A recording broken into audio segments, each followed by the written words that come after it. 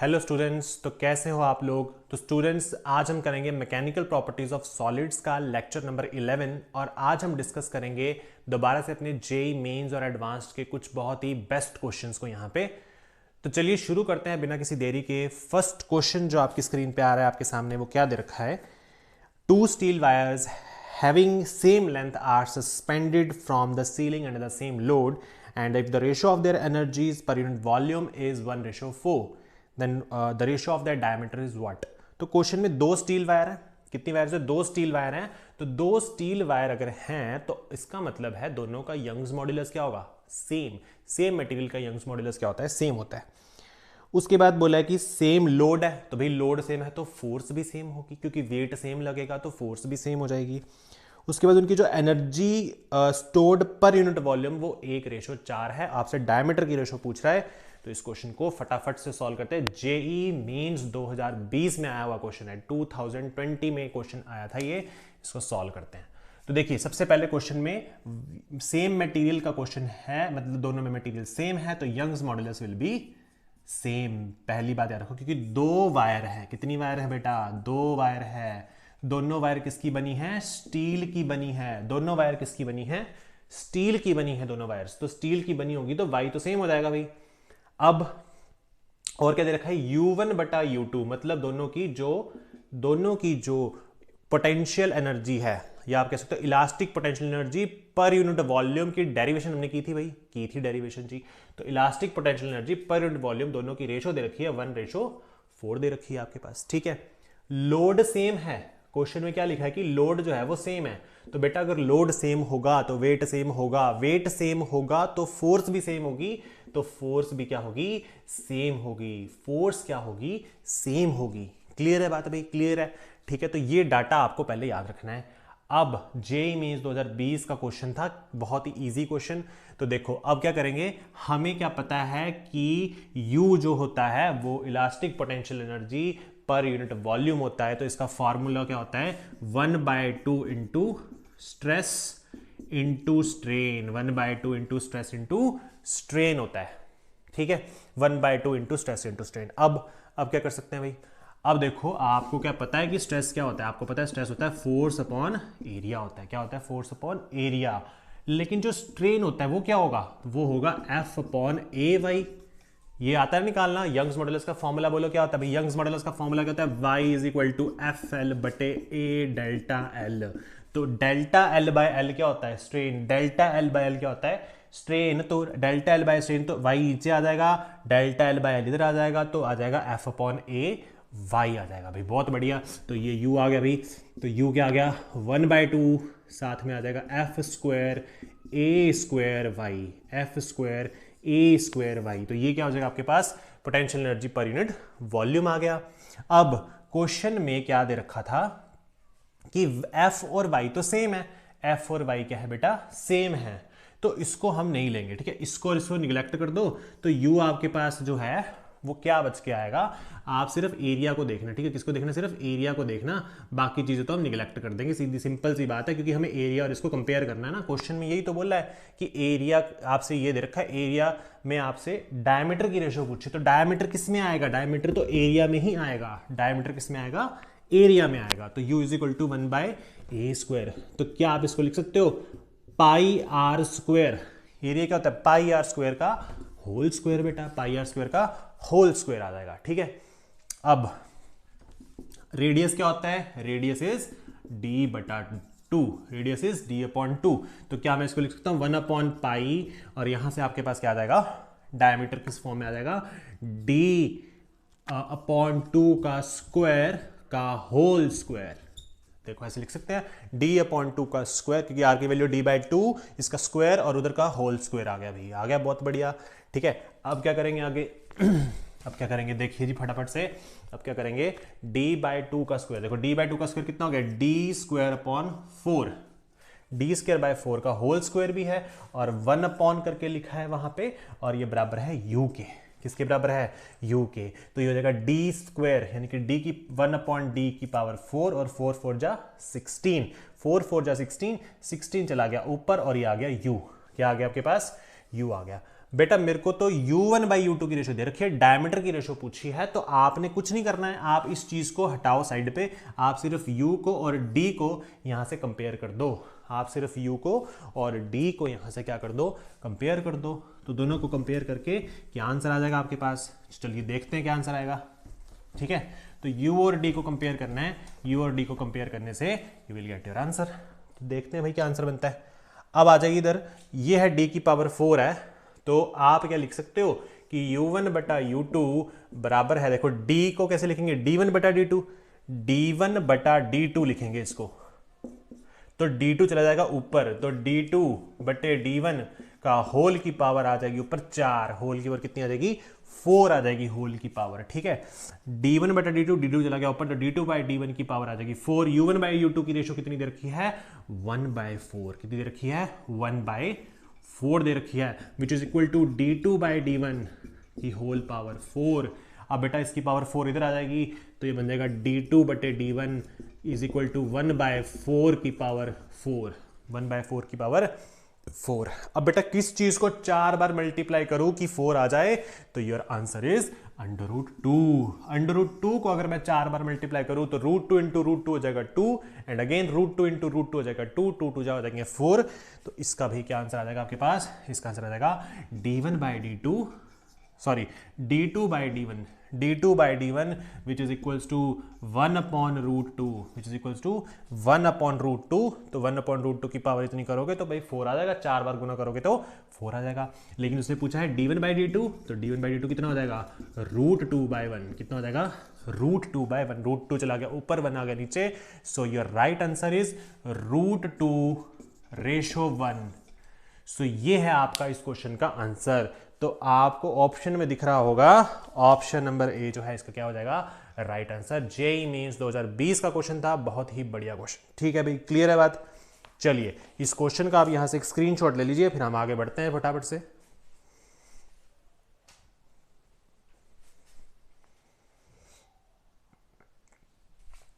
चलिए जी, तो आपने क्वेश्चन उतार लिया होगा, अब आगे चलते हैं और देखते हैं नेक्स्ट क्वेश्चन।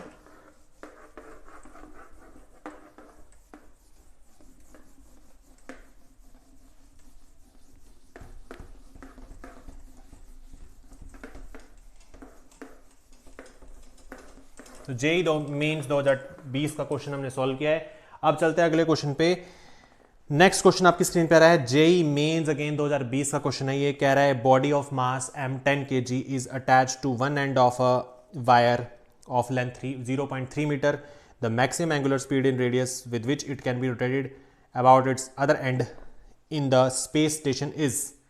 तो देखो क्वेश्चन में दिया क्या क्या, पहले उसे लिख लेते हैं एक बार। ठीक है, तो सबसे पहले बॉडी है जिसका मास कितना है, 10 kg, बॉडी का मास है 10 kg है, और उसके बाद इसकी जो लेंथ है वायर की, वो लेंथ है आपके पास 0.3 मीटर दे रखी है बेटा जी, और मैक्सिमम एंगुलर स्पीड जो है आपके पास वो क्या होनी चाहिए, मतलब आपसे ओमेगा पूछा कि भाई ओमेगा क्या होना चाहिए, so that it can be rotated about the end, and the breaking stress आपके पास दे रखा है, ब्रेकिंग स्ट्रेस दे रखा है आपके पास 4.8 इंटू 10 की पावर 7।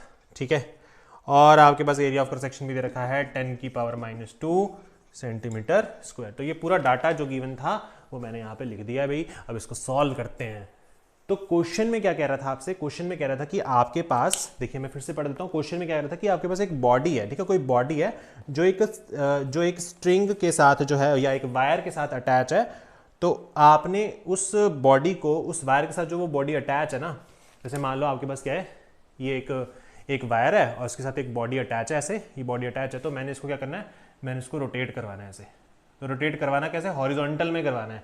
कैसे करना है रोटेट, हॉरिजॉन्टल में। क्वेश्चन की स्टेटमेंट में लिखा हुआ है, देखो ठीक है ना, क्वेश्चन की स्टेटमेंट में लिखा हुआ है, क्वेश्चन में क्या कह रहा है कि आपको हॉरिजॉन्टल में इसको रोटेट करवाना है। ठीक है, ठीक है, the maximum angular speed in which a body can be rotated about its other end the breaking stress आपको दे रखा है। ठीक है, तो आपने क्या करना है भाई, इसको रोटेट करवाना है। तो कैसे करवाओगे रोटेट, अब देखो जैसे आपने इस वायर को पकड़ा और ये मास इसके साथ अटैच है, तो आप इसको रोटेट करवाओगे ऐसे करके।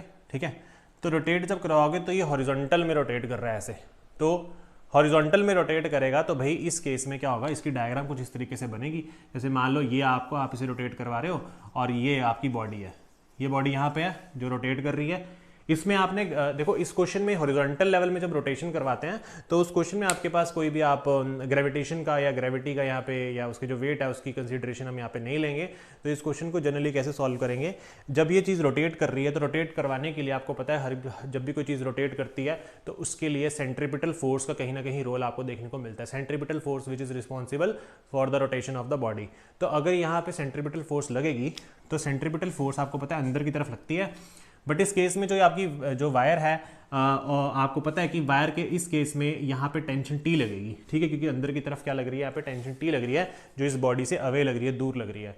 सो इस बॉडी को घूमने के लिए, सर्कुलर पाथ में घूमने के लिए, रोटेट करवाने के लिए कौन सी जो इसको सेंट्रीपिटल फोर्स है वो कौन सी फोर्स दे रही है, तो that is your tension force. तो टेंशन फोर्स ही इसको सेंट्रीपिटल फोर्स यहाँ से प्रोवाइड करवा रही है, ठीक है, पॉइंट टू बी नोटेड।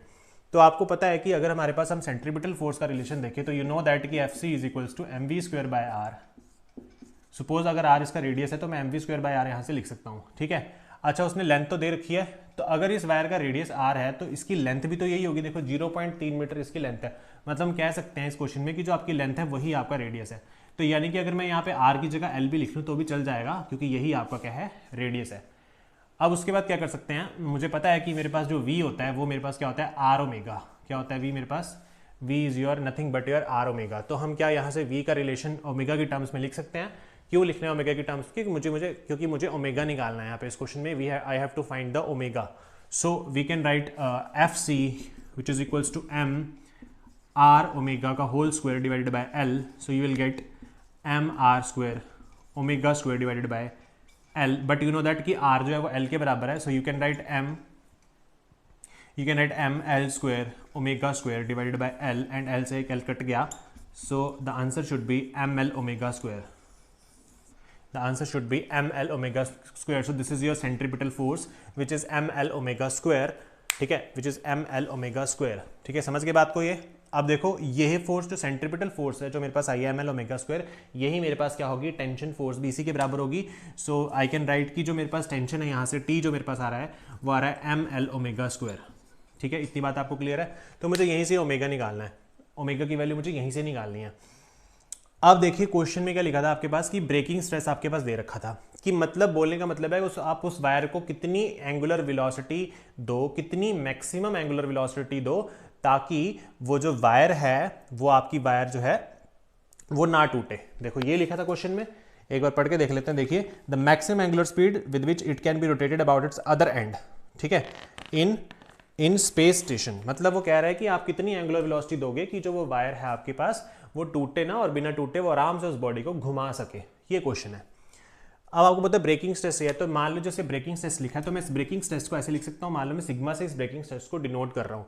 अगर आपके द्वारा लगाया गया स्ट्रेस, जैसे हम कभी भी कोई फोर्स लगाते हैं ना, तो फोर्स की वजह से ही क्या वो जो है फोर्स अपॉन एरिया जो है, एरिया ऑफ सेक्शन, वही स्ट्रेस होता है। तो अगर आप इस स्ट्रेस को क्रॉस कर जाओ, अगर आप इतना इससे ज़्यादा स्ट्रेस लगा दोगे तो ऑब्वियसली आपकी वायर जो है वहाँ से ब्रेक कर जाएगी, वायर टूट जाएगी काफ़ी, ठीक है, वायर क्या हो जाएगी, टूट जाएगी। तो जो मेरे को यहाँ पे सिग्मा यानी कि जो मुझे ब्रेकिंग स्ट्रेस रखना है, जो आपके पास यहाँ पे जो ये वाला स्ट्रेस होगा, देखो ये आपके पास स्ट्रेस जो है ये हमारे द्वारा लगाया गया स्ट्रेस होगा, ठीक है। तो ये जो होना चाहिए ये 4.8 इंटू 10 की पावर 7 से क्या होना चाहिए, कम होना चाहिए या उसके बराबर हो सकता है, ठीक है। देखो मैंने सिग्मा शायद पहले बोल दिया ना कि ब्रेकिंग स्ट्रेस है, सिग्मा ब्रेकिंग स्ट्रेस नहीं है, सिग्मा वो है जो हमने जो स्ट्रेस हम लगाएंगे, ठीक है, जो स्ट्रेस हम लगाएंगे, तो सिग्मा वो है जो हम लगा रहे हैं, ठीक है। तो ये कौन सा आ जाएगा, जो हम लगा रहे हैं, यानी कि ये मेरा अप्लाइड वाला है, जो अप्लाइड स्ट्रेस होगा, ठीक है। और ये मेरा कौन सा है, ये मेरा ब्रेकिंग स्ट्रेस है, this is your breaking stress. तो इसकी वैल्यू जो है वो 4.8 10 की पावर 7 से कम होनी चाहिए या उसके बराबर भी हो सकती है। तो इसका मतलब सिग्मा अगर मैं निकालना चाहूँ तो सिग्मा क्या होगा, अभी मेरे पास सिग्मा तो मेरे पास निकलेगा, यहाँ से यहाँ निकाल दे रहा हूँ, sigma is equal to force बटा एरिया। लेकिन फोर्स मेरे पास क्या है, टेंशन बटा एरिया। तो टेंशन कितना है मेरे पास, भाई टेंशन कितना आया था, ml ओमेगा स्क्वायर। यही फोर्स है और यही टेंशन है, क्योंकि टेंशन जो है वो इसके बराबर है। ये देखो लिखा हुआ है यहाँ से, तो याद आएगा ml omega square divided by a, ml omega square divided by a, this is your applied stress. इतना स्ट्रेस आप यहाँ से लगा सकते हो। तो भाई अगर मैं इसकी वैल्यू यहाँ डाल दूँ तो मेरे पास क्या आएगा, ml omega square divided by a which is equals to 4.8 into 10 की पावर 7 इंटू 10 की पावर 7। क्लियर है? अब मैं क्या कर सकता हूँ यहाँ से, अगर मैं ओमेगा स्क्वायर निकालना चाहूँ तो ओमेगा स्क्वायर, देखो यहाँ पे ये साइन आएगा है ना, omega square should be equal to 4.8 into 10 की पावर 7 एंड एरिया यहाँ चला जाएगा, देखो एरिया इस तरफ चला जाएगा, तो एरिया कितना दे रखा है मेरे को क्वेश्चन में एरिया दे रखा है क्या मेरे को क्वेश्चन में, शायद एरिया दिया था आई थिंक, हाँ ये एरिया 10 की पावर -2, तो यहाँ आ जाएगा 10 की पावर -2। ठीक है, तो मैं इसको यहाँ से थोड़ा सा रफ कर रहा हूँ थोड़ी स्पेस बनाने के लिए, तो यहाँ से आ गया 10 की पावर -2 और डिवाइडेड बाय, नीचे डिवाइड किससे करेंगे इसको, जो इसका m और l है, यानी कि m चला जाएगा नीचे विच इज़ योर 10 एंड उसके बाद लेंथ आपके पास कितनी है 0.3। अब देखो ये जो 10 की और -2 है तो सेंटीमीटर में है, ये मीटर में है, तो केजी के साथ चलो ठीक है मीटर चल जाएगा, बट सेंटीमीटर को चेंज करना पड़ेगा। तो आप 10 की पावर -2 को अगर मीटर में चेंज करना चाहो तो आप इसे डिवाइड कर दोगे 1 2 3 4 0 से, है ना, क्योंकि 100 है ना, आपको पता है 100 से डिवाइड करते हो तो स्क्वायर है, तो अगर स्क्वायर है सेंटीमीटर स्क्वायर है तो 2 बार 100 ले लेंगे। ठीक है, तो सेंटीमीटर को मीटर में चेंज करते हो तो 1/100 करते हैं, तो ये आ जाएगा आपके पास 10 की पावर -2 है, यहाँ हो जाएगा 10 की पावर 4, ऊपर जाके माइनस हो जाएगा तो ये आ जाएगा 10 की पावर -6। क्लियर है बात? तो ये जो आप यहाँ पे लिख रहे हो इसकी जगह आ जाएगा 10 की पावर -6 आ जाएगा। बहुत बढ़िया, क्लियर है इतनी बात? अब इसको सॉल्व कीजिए और देखते हैं क्या आंसर हमारे पास आता है। ठीक है, तो ट्राई करते हैं इसको सॉल्व करने का यहाँ से।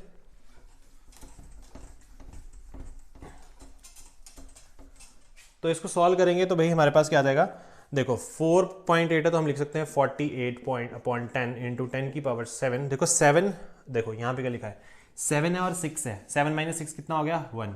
तो मैंने क्या किया यहाँ पे 4.8 इंटू 10 की पावर 1 रहने दिया क्योंकि इसको माइनस करके 10 आ रहा है, डिवाइडेड बाई 10, ये वाला 10 मैंने यहाँ लिखा है 4.8 को, और एक 10 नीचे भी है ऑलरेडी प्रेजेंट है नीचे 10, और एक आ जाएगा 0.3 को 3/10, वो 10 चला जाएगा ऊपर। देखो इस 10 से ये कैंसिल, इस 10 से ये कैंसिल, सो 3 1 = 3 और यहाँ बचा 1, तो 3 6 = 18, so you will get 16। So I can write कि omega square is equals to 16, sorry omega square is less than और इक्वल टू 16, बट अगर मुझे मिनिमम निकालना है, मिनिमम मेरे को एंगुलर निकालनी है, तो मिनिमम के लिए ये इसके बराबर हो सकता है क्या? बिल्कुल हो सकता है भाई। तो आप इसको ऐसे लिख सकते हो मिनिमम के लिए, क्योंकि मिनिमम होगा जो उसके इक्वल होगा, है ना, मिनिमम एंगुलर वेलोसिटी जो आपके पास है वो इतनी हो सकती है। तो ओमेगा मिनिमम आप क्या लिख सकते हो भाई, √16। सो √16 nothing is nothing but your 4। ठीक है, तो आई थिंक आपके पास ऑप्शन में 4 है, चेक कर लेते हैं एक बार। ठीक है, तो ऑप्शन में आपके पास यहाँ पे आई थिंक इस क्वेश्चन का ऑप्शन यहाँ पे नहीं है, तो इसका आंसर चेक कर लेते हैं एक बार। 23rd क्वेश्चन का आंसर जो है आपके पास वो आ रहा है 4। ठीक है, तो इसका आंसर आएगा 4 रेडियन पर सेकेंड। क्या आंसर आएगा इसका? 4 रेडियन पर सेकेंड। एक्चुअल में ये क्वेश्चन जो है जब ये आया था तो ये फिलिप्स की फॉर्म में आया था, तो इसका ऑप्शन जो था शायद मे बी इसका ऑप्शन जो था वो एग्जाम में नहीं दिया गया था, तो आपको आंसर एज इट इज लिखना था। तो 4 रेडियन पर सेकेंड जो है वो यहाँ पे इसका आंसर आ चुका है। ठीक है, तो देख लेना इसको एक बार, शायद इस बुक में ही इसका ऑप्शन नहीं दिया हुआ है। हाँ जी, हो सकता है मे बी। चलो ठीक है, हमारा आंसर बिल्कुल सही आया है, 4 रेडियन पर सेकंड इसका राइट आंसर होगा। तो ये वो एंगुलर स्पीड है जिससे आप इस बॉडी को घुमाओगे, और जब घुमाओगे तो वो बॉडी की जो वायर है वो क्या करेगी, वो ब्रेक नहीं करेगी और वो आराम से आप उसको घुमा सकते हो। ठीक है, तो मिनिमम इतनी होनी चाहिए, इससे ज़्यादा अगर होगी, अगर इससे ज़्यादा क्रॉस कर देते हैं देन आपके पास वायर जो है वो ब्रेकिंग स्ट्रेस को क्रॉस कर जाएगी और वहाँ से वायर जो है वो टूट जाएगी। अब आप यहाँ से इसका एक स्क्रीनशॉट ले सकते हैं।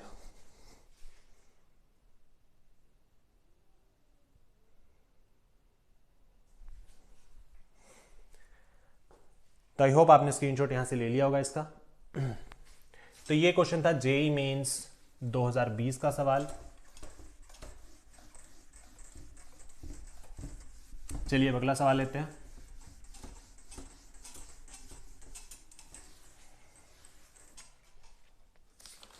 तो अगला सवाल जो है आपके पास वो लेंगे हम, अगला सवाल हम लेंगे जेईई एडवांस्ड 2019 का क्वेश्चन। ठीक है, जेईई एडवांस्ड 2019 का क्वेश्चन करेंगे यहां से सॉल्व। एक जेईई एडवांस्ड 2019 का सवाल।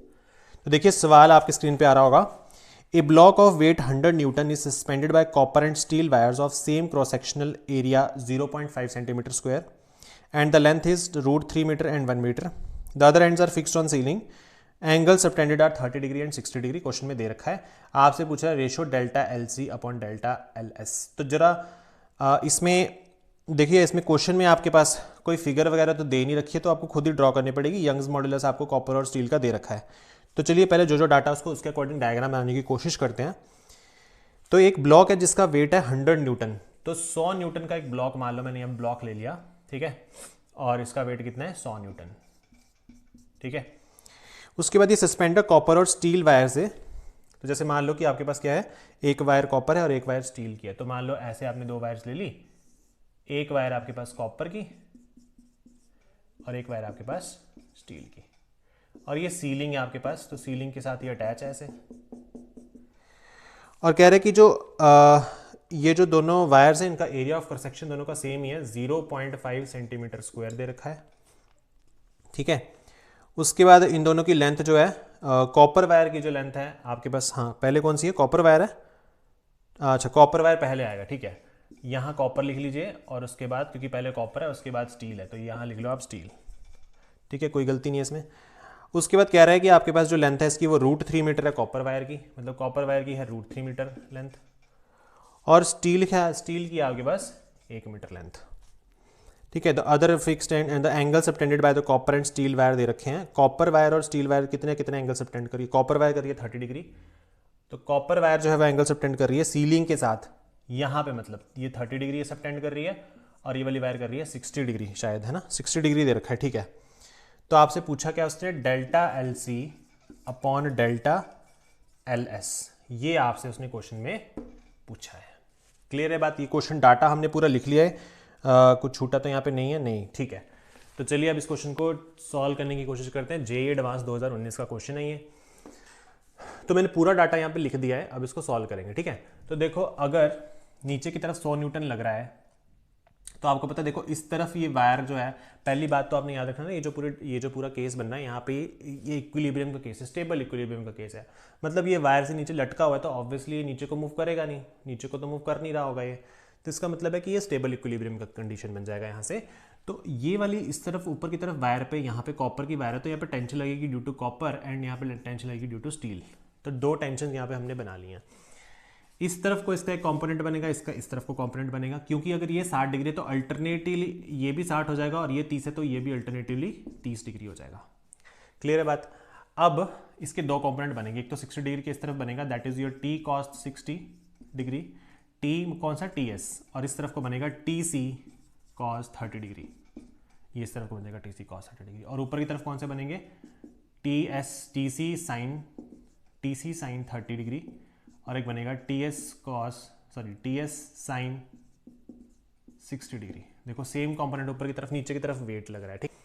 अब देखो क्या होगा कि हम यहाँ से ये वाला और ये वाला फोर्स एक दूसरे को बैलेंस कर रहा है, और ऊपर वाला फोर्स और नीचे, ऊपर वाले दोनों फोर्स का जो कॉम्बिनेशन है वो नीचे वाले वेट को बैलेंस करे, तभी इक्विलिब्रियम में आएगा, और तभी इसके साथ ये चीज़ लटकी हुई है, ठीक है।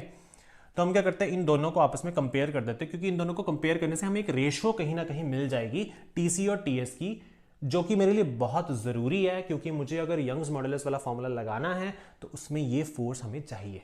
क्लियर है बात। तो इसको करना ज़्यादा इजी रहेगा, तो हम क्या करते हैं, हम बोलते हैं कि भाई ये वाली फोर्स इसके बराबर है, तो T C cos 30 degree we should be equal to your T S cos 60 degree.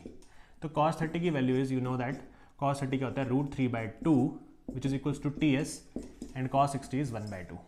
सही लिखा है भाई, 2 से 2 कट गया, so you will get T C by T S, that should be equal to your 1/√3, I think so 1/√3 यहाँ से आ जाएगा, ठीक है। तो देख लीजिए ज़रा, सही है इतना, ठीक है। तो हमारे पास यहाँ से टी सी और टी एस की जो रेशो है वो कितनी आ जाएगी, 1:3 आ जाएगी। आई होप आपको इतनी बात क्लियर होगी। तो इस रेशो को हमसे, रेशो निकालने का मतलब क्या है कि हमें यहाँ से क्वेश्चन करना ईजी हो जाएगा सॉल्व, क्योंकि हमें यहाँ से फोर्स मिल जाएगी। अब आ जाते हैं जरा अपने फॉर्मूले के ऊपर। फॉर्मूला क्या कहता है, यंग्स मॉडुलस वाला आपको याद है, F L upon A delta L भाई, बट मुझे डेल्टा एल एक्सटेंशन पूछी है उसने एल सी बटा L S, L C upon L S की, तो मैं इस एल को छोटा मान लेता हूँ क्योंकि क्वेश्चन में उसने स्मॉल दे रखा है, ठीक है। तो देखो डेल्टा एल क्या हो जाएगा आपके पास, एफ एल अपॉन ए इंटू यंग्स मॉडुलस आ जाएगा भाई, बहुत बढ़िया। अब देखते हैं मेरे पास क्या क्या दे रखा है क्वेश्चन में, ठीक है। तो जरा इन दोनों को कंपेयर करते हैं पहले, ठीक है। अच्छा, इन दोनों को कंपेयर करेंगे तो क्या होगा कि मेरे पास delta L C upon delta L S अगर मुझे चाहिए तो पहले मैं डेल्टा एल सी निकाल लेता हूँ, ठीक है। पहले डेल्टा एल सी निकाल लेते हैं जरा। तो एल सी क्या हो जाएगा, मान लो यही फॉर्मूला है, तो एफ की जगह क्या आ जाएगा, टी सी। क्या आ जाएगा, टी सी। तो ये आ गया आपके पास टी सी। लेंथ कितनी है भाई इसकी, बताओ मुझे जरा। कॉपर वायर की लेंथ कितनी है, √3 मीटर। तो इंटू √3 डिवाइडेड बाय एरिया कितना है भाई इसका, एरिया दोनों का सेम है, तो मतलब ये तो सेंटीमीटर स्क्वायर में, इसको चेंज करना पड़ेगा। तो 0.5 बटे 1 2 3 4, तो कितना हो जाएगा, ये एक जीरो और नीचे चल जाएगी 5 की, तो हो जाएगा 5 गुना 10 की पावर -5, इतना बन जाएगा ना, क्योंकि एक जीरो नीचे जाएगी तो 10 की पावर 5 हो जाएगी, ऊपर जाके 10 की पावर -5। तो यहाँ पे एरिया आ गया 5 × 10 की पावर -5। यंग्स मॉडुलस क्वेश्चन में दिया था, हाँ दिया था, शायद लिखा नहीं है तो मैं लिख देता हूँ एक बार। यंग्स मॉडुलस क्वेश्चन में गिवन है कि आपके पास जो कॉपर का यंग्स मॉडुलस है वो है 1 × 10 की पावर 11। तो कॉपर का यंग्स मॉडुलस 1 × 10 की पावर 11 दे रखा है, ठीक है। इतनी बात क्लियर है आपको, ठीक है। अब मान लो मैं टीसी की वैल्यू भी पुट नहीं कर रहा हूँ, ठीक है ना। अब मान लो मुझे क्या निकालना है, डेल्टा एल एस। तो डेल्टा एल एस कितना हो जाएगा, टी एस इंटू इसकी लेंथ कितनी है 1 मीटर, इसकी कितनी थी √3 मीटर, ठीक है। और नीचे इसका यंग्स इसका एरिया वही आ जाएगा सेम 5 × 10 की पावर -5। और इसका यंग्स मॉडुलस चेक कर लेते कितना दे रखा है, इसका दे रखा है 2 × 10 की पावर 11। 2 × 10 की पावर 11 दे रखा है, तो इसको लिख लो 2 × 10 की पावर 11। क्लियर है। तो मैंने एल सी और एल एस का पूरा डाटा यहाँ पे लिख दिया है। अब इसको सॉल्व करते हैं यहाँ से और देखते हैं क्या आंसर आता है। तो T C by T S की रेशो कितनी आई है आपके पास, इसको ऊपर लिख लेते हैं कि T C by T S की रेशो हमारे पास क्या आएगी, 1/√3। कितनी आई है, 1/√3, ठीक है। तो इसको यहां से हटा देते हैं। अब देखिए अब क्या होगा, इसको कंपेयर करते हैं। L C by L S निकालना है, एल एस निकालना है, तो क्या करेंगे, यहाँ से जो जो चीज़ें कटती हैं उसे हम काट सकते हैं यहाँ से। तो देखो ये तो कट ही रहा है, पूरा काट रहा है। अगर मैं इसको अपॉन में लिख दूँ ऐसे, ये कट जाएगा, ये भी कट जाएगा, ठीक है। तो क्या क्या बचेगा वो लिख देते हैं। तो आपके पास बचा delta L C upon delta L S which is equals to T C into √3। और यहाँ क्या बचा है, ये तो कट गया हुआ है ना, तो नीचे आएगा टी एस, ठीक है। नीचे क्या आ गया, टी एस, और साथ में उसके अपॉन में 2 है अकेला, तो 2 चला जाएगा ऊपर, क्योंकि 2 नीचे है तो 2 कहाँ चला जाएगा, ऊपर चला जाएगा, ठीक है ना। ये देखो टी एस है, नीचे 2 था, तो 2 आपका कहाँ चला जाएगा, ऊपर जाके शिफ्ट हो जाएगा। क्लियर है इतनी बात, ठीक है, बहुत बढ़िया। चलिए जी अब आगे चलते हैं। अब देखो T C by T S की रेशो है 1/√3, तो हम लिख सकते हैं delta L C by delta L S is equal to 1/√3 into √3 into 2। √3 से √3 कैंसिल हो गया, so delta L C by delta L S should be equal to 2/1, should be equal to 2/1। So let me check the answer कि क्या इसका answer 2:1 है कि नहीं है। So yes, absolutely right answer. So students ये था आपका आंसर इसका। इन दोनों का जो रेशो नहीं आएगा वो आएगा 2:1।